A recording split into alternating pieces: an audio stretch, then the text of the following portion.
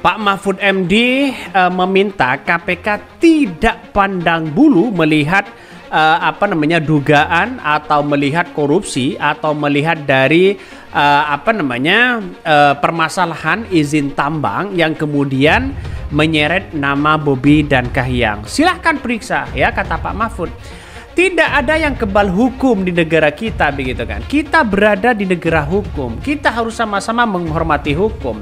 Maka KPK tidak harus pandang bulu siapapun orangnya, ya ditindak di situ.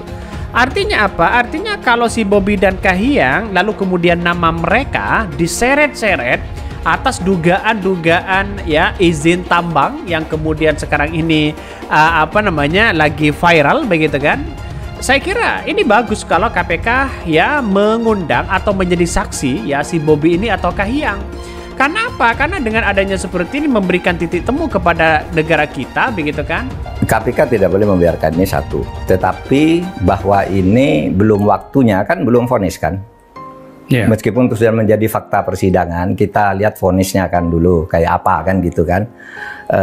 KPK sudah mulai sih memanggil itu, dan menurut saya ya kalau ingin menegakkan hukum benar, menghilangkan kesan bahwa ini tidak pandang bulu, seharusnya Bobi dipanggil. Seharusnya dipanggil paling tidak kan. Anda disebut kan gitu. Blok Medan itu ini katanya gitu.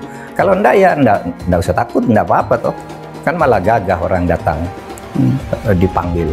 Dulu saya minta diperiksa tuh dulu oleh KPK. Yang kasus Kota Waringin Barat tuh kan udah mau di sana. Katanya hakim MK mendapat sekian, Pak Mahfud sekian. Ada di media, saya datang ke KPK nih, saya minta diperiksa, katanya saya nerima uang dari sini lewat kiai, seorang kiai di Cirebon, katanya saya dibayar 4 miliar. Kiai Cirebonnya siapa? Saya bilang begitu. Artinya apa? Artinya siapapun di negara kita, kalau mereka salah, ya kita proses secara hukum. Kalau tidak salah, nggak usah menyandera orang. Kan begitu logikanya. Makanya ya biar Bobi ini gentle begitu. Kalau saya jadi Bobi nih begitu kan, gentle, saya akan datang ke KPK. Ya, untuk menanyakan apakah benar namanya diseret-seret ya dalam Blok Medan itu begitu. Saya akan datang. Ya, kalau tidak salah. Kalau salah, ya minta ya, apakah minta perlindungan atau bagaimana begitu kan. Makanya di negara kita nanti kalau Bobi mau jadi calon presiden, calon wakil presiden, ya bisa saja ini diusut lagi begitu masalah Blok Medan. Makanya harus tuntas sekarang.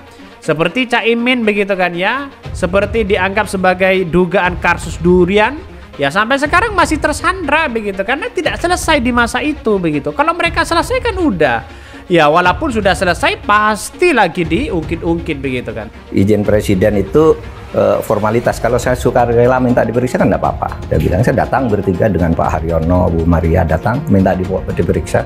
Saya dituduh korupsi, tolong periksa saya bilang. Kalau betul ada indikasi dan juga bukti, tahan kami bertiga gitu. Waktu itu, lah sekarang tuh pejabat begitu dok, minta diperiksa kenapa sih? Nggak usah rumit-rumit kalau memang bersih. Daripada gosipnya berkembang. Daripada gosipnya berkembang. Wah, saya dulu datang, ketuanya Pak Busro, Pak Tumpah Haturangan, kan dipilih kan, diberi tanda terima, Pak Mahfud menyampaikan laporan dirinya difitnah, ditulis gitu, saya pun tolong ditambah satu dan minta diperiksa, saya bilang. Diperbaiki nih tanda terima. Minta diperiksa, bukan hanya saya melapor, saya bilang. Ditambah dan minta diperiksa gitu.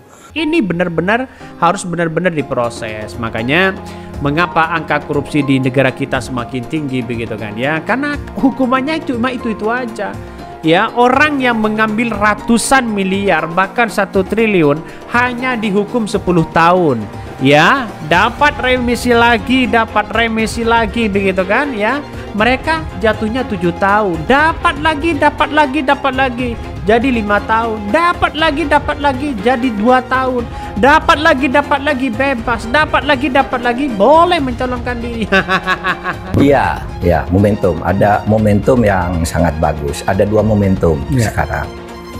Satu momentum yang paling penting itu adalah pergantian presiden secara resmi dan sah itu pada tanggal 20 Oktober.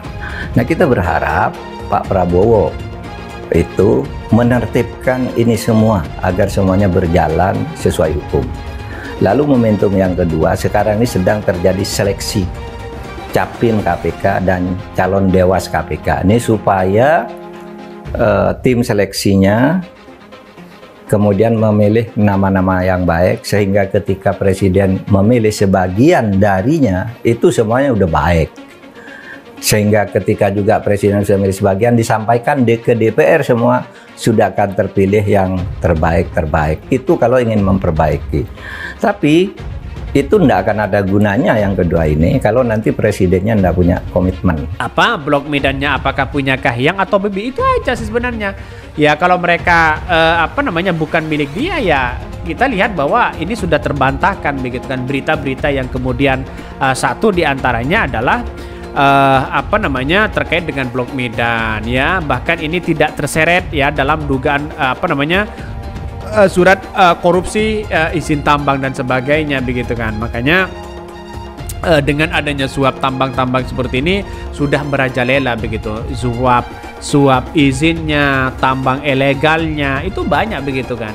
Makanya Pak Prabowo ini ke depan begitu, masalah tambang ilegal, korupsi begitu kan, itu harus benar-benar diberantas begitu. Jangan lalu kemudian ya hanya ya KPK kan juga manusia begitu. Di dalam tubuh KPK sendiri ya ambiar hari ini begitu. Banyak yang kemudian para para anggotanya juga di dalamnya bermain begitu kan. Ini kan kacau begitu ya. Padahal ini digaji oleh rakyat semua.